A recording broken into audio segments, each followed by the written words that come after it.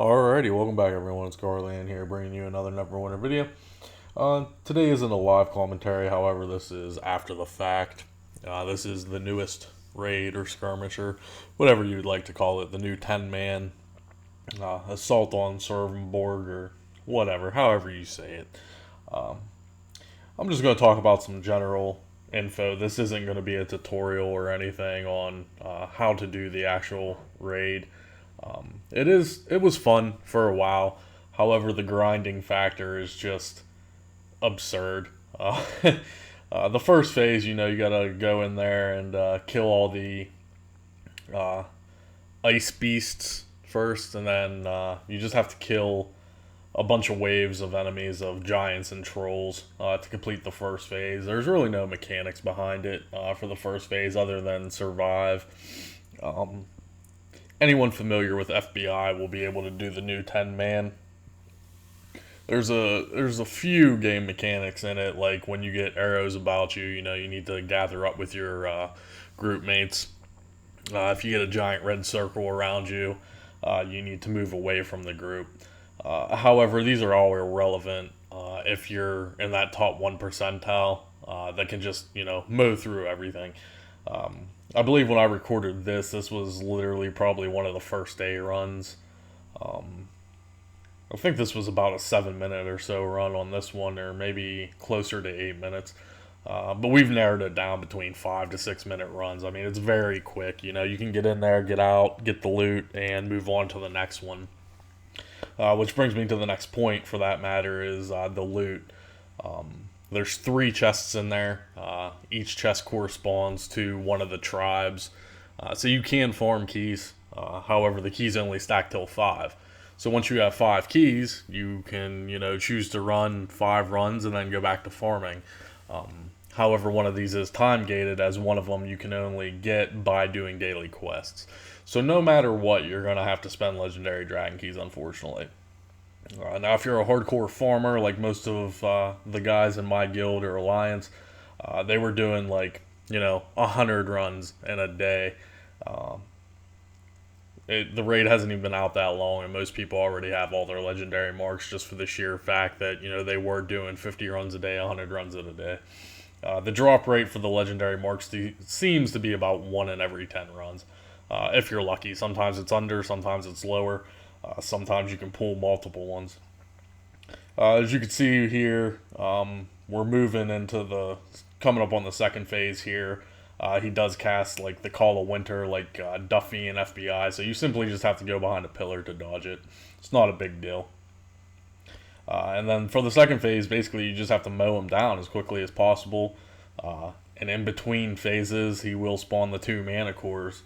And then you just go back and forth. You need to burn the boss, then burn the mana cores, and then burn the boss, and then finally kill the mana cores, and then finally kill the boss.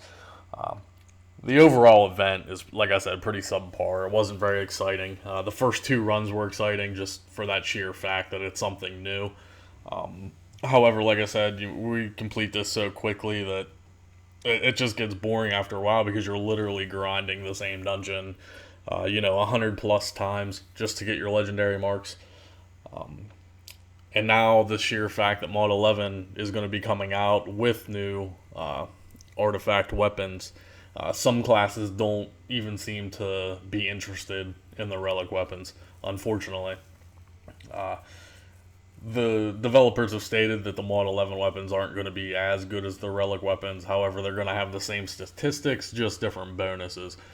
So, I mean, DPS, it's probably going to be best in slot for the relic weapons. However, Guardian Fighters, Paladins, Clerics, they're probably going to get one of the weapon sets in Mod 11, so there's no reason for them to farm the relic, unfortunately. Like I said, back to the loot, this whole dungeon is 100% a money sink. If you can't afford to keep buying legendary keys by just exchanging your currency in game, then you're going to have to whip out your wallet. And that's exactly what Cryptic wants you to do, obviously, is, buy as many legendary keys as you can. They finally did lower the price rate as they promised us.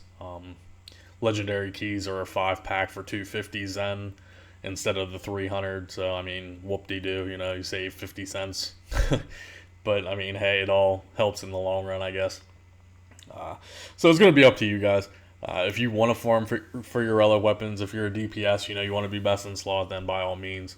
But Mod 11, like I said, is bringing a few different weapons for you to choose from. And like I said, the bonuses may or may not be on par with Relic, but if anything, they're going to be slightly less. So that's not a big deal. It just depends how much money do you value the relic weapons versus, the Mod 11 weapons. Do you want to spend all that time grinding and all that money invested for something that's only going to be slightly better than, from what I hear, the Mod 11 weapons are not going to be tremendously hard to get. So that's going to be personal preference on you guys on what you want to do.